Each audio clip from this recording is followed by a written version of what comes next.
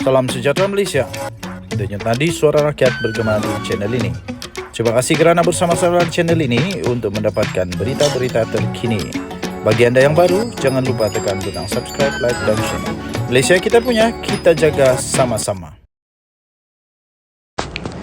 Salam sejahtera Malaysia. Denyut nadi suara rakyat bergema di channel ini. Berita terkini daripada sinarharian.com.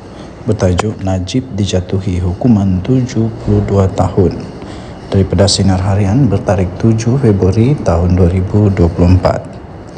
Berita ini anda boleh dapati di Sinar Harian Premium.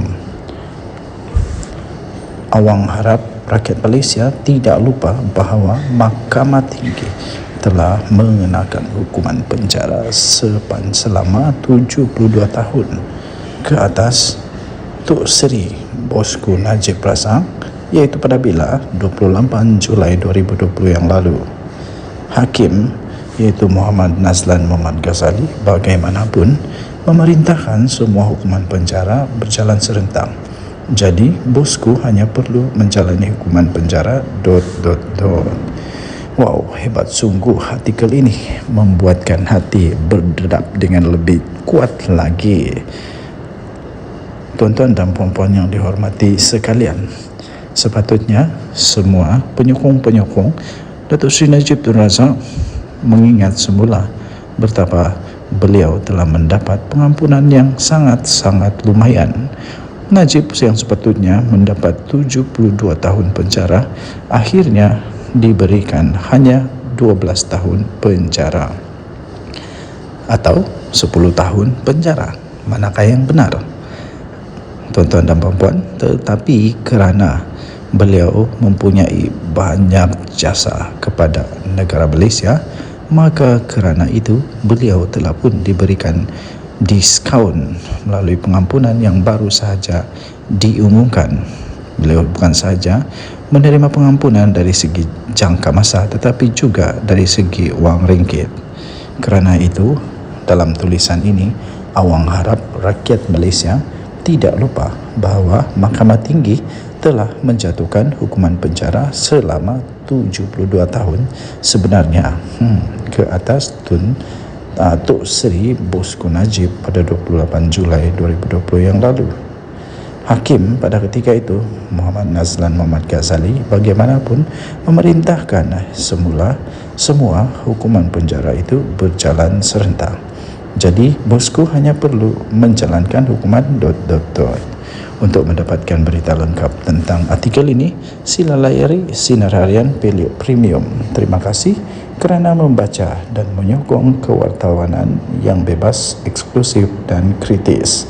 Untuk menikmati pelbagai keistimewaan termasuk pengalaman tanpa iklan dengan melanggan Sinar Harian. Sinar Harian Premium. Berita ini daripada sinarharian.com.my bertajuk Najib dijatuhi hukuman 72 tahun 7 Februari 2024. Kita jumpa lagi. Bye-bye. Salam sejahtera Malaysia. Denyut nadi suara rakyat bergema di channel ini. Baru sebentar tadi ada kawan tanya kepada saya tentang perkara yang sekarang ini jadi heboh satu Malaysia lah. Yang sekarang ini jadi tren satu Malaysia, iaitu tentang perkara pengampunan Najib Razak, sehingga terbawa-bawa veteran-veteran UMNO pun sampai cuba-cuba untuk ugut kerajaan, kata jangan sampai kami bagi cadangan untuk keluar daripada kerajaan, cubalah kalau berani. Jadi itulah sekarang ini yang famous dan sungguh mendapat perhatian seluruh Malaysia sekarang ini adalah tentang pengampunan Najib Razak. Satu perkara ialah mereka perlu bersyukur dulu, berterima kasih kepada kerajaan dan pastinya daripada pengampunan diraja ini kerana sudah pun dapat belas kasihan. Walaupun kita tahu bahawa 1MDB ini bukan satu perkara yang dibuat-buat, bukan fitnah, bukan fata morgana dan macam-macam lagi, tapi ya betul-betul terjadi, betul-betul berlaku, sudah dibuktikan di tiga mahkamah dengan berapa orang hakim, 9 orang hakim, semua satu saja yang kata Najib dibela lah, yang lain-lain semua kata salah. Sekarang ada kawan tanya dengan saya, bagaimana dengan Rosma Mansur pula? Adakah Rosma Mansur juga akan mendapat pengampunan kalau dia didapati bersalah dan terus bersalah sampai di Mahkamah Persekutuan dia tetap bersalah? Kemudian agak-agak lah contoh saja, sebab Agung kita sekarang akan memerintah selama 5 tahun lagi. Oke, jadi kalaulah 2 tahun 3 tahun dari sekarang Rosma Mansur betul-betul masuk penjara, tidak dapat diselamatkan dan terpaksalah dia menjadi jadi penghuni penjara. Jadi persoalannya, kawan tanya, adakah Rosma Mansur juga akan diampuni selepas ini? Saya pikir tidak begitu mudah, dan saya pikir tidak perlu untuk diampuni kalau betul-betul dia bersalah. Kenapa? Apa dia punya merit? Apa justifikasi untuk supaya Rosma Mansur diampuni? Malah ramai orang yang berpendapat bahwa Rosma Mansur patut kekal terus berada di penjara dan serta-merta masuk penjara. Tak payahlah masuk pergi Mahkamah Rayuan, Mahkamah Persekutuan, mahkamah yang lain lagi lah. Tak payah, doang kata tak payahlah. Masuk terus dalam penjara, kasih pakai terus baju penjara, kasih makan makanan penjara. Sebab ramai orang yang menuduh, mendakwa, tapi tidak ada bukti. Jadi janganlah, lebih baik jangan tuduh begitulah. Tapi orang bilang salah satu puncak kejatuhan Najib ialah karena Rosma Mansur, tapi tidak ada bukti. Jadi jangan cakaplah. Jadi ramai orang yang marah dengan Rosma Mansur, bilang cepat-cepatlah Rosma Mansur masuk penjara. Dan persoalan sekarang, adakah Rosma Mansur akan diampuni? Akan diampuni, mendapat pengampunan atau pengurangan? Ingat, Rosma Mansur punya denda jauh lebih banyak daripada Najib, hampir 1 bilion. Hampir 1 bilion ringgit dia punya denda. Di mana dia mau cari tidak tahu. Tapi kalau dia boleh kumpul begitu banyak duit dulu, waktu bila ditanya dia cakap dia kumpul duit untuk membeli semua kekayaan itu, harta benda dia punya jewelry, dia punya barang kemas semua. Saya pikir dia tidak masalah untuk carilah hampir 1 bilion itu. Jadi coba pikirlah. Kemudian dia perlu untuk dipenjara selama 10 tahun. 10 tahun penjara dan 10 atau 12 tahun penjara. Jadi kalau Rosma Mansur sudah masuk penjara, dia akan keluar sebagai orang yang sudah cukup tua. Jadi kalau dia tidak mendapat pengampunan, apa rugi kepada negara Malaysia? Apa rugi kepada Parti UMNO? Tiada apa-apa. Apa rugi kepada Barisan Nasional? Tiada apa-apa. Kalau dia dikeluarkan dari penjara, diampuni, atas justifikasi apa? Kenapa?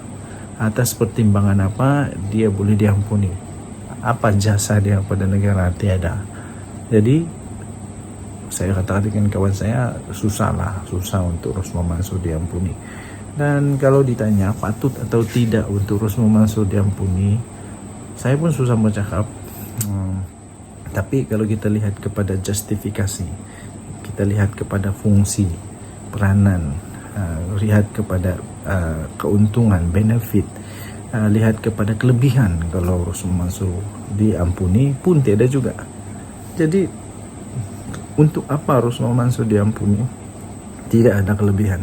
Kelebihan kepada parti pun tiada, kelebihan kepada kerajaan pun tiada, kelebihan kepada siapa-siapa pun tiada, kecuali kelebihan kepada Najib Razak lah mungkin. Jadi kalau Najib Razak diampuni, mungkinkah dia pula akan minta pengampunan untuk istri dia? Tidak pasti. Lepas itu rakyat pasti akan mulai lebih marah lagi. Lebih marah karena apa? Marah bukan kerana pengampunan itu, tapi marah kerana mau tahu apa justifikasi, apa sebab, apa alasan mengapa Rosma Mansur diampuni. Kalau Najib Razak, ialah kita boleh buat justifikasi lah untuk dia punya jasa, dia punya kepentingan kepada parti, kepentingan kepada perjuangan parti, kepada penyatu paduan orang Melayu dan sebagainya. Itu ada justifikasi dia. Tetapi untuk justifikasi kepada Rosma Mansur tiada justifikasi.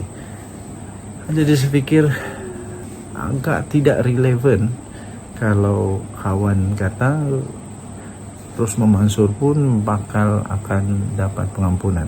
Memang tidak relevan dan agak tidak logik lah bagi saya. Dan saya pikir itu tidak logik dan tak payah buat. Dan secara analisisnya, saya pikir Agung yang baru ini tidak akan mengampuni dengan senang lah, karena dia memang anti kepada rasuah. Malahan pembebasan atau pengampunan penuh pada Najib Razak saya lihat bukan satu yang mudah lagi selepas ini, bukan satu yang mudah karena Agung yang baru ini adalah Agung yang betul-betul benci kepada rasuah, penyalahgunaan kuasa, sakau duit negara, sakau duit rakyat. Dia memang anti. Jadi Baginda memang anti, dan Baginda pun berjanji, sudah mengeluarkan titah bahwa Baginda akan memburu semua yang pernah makan duit negara lah. Jadi saya pikir tidak begitu mudah, dan kesimpulannya Rosmah Mansur tidak akan dapat pengampunan lah.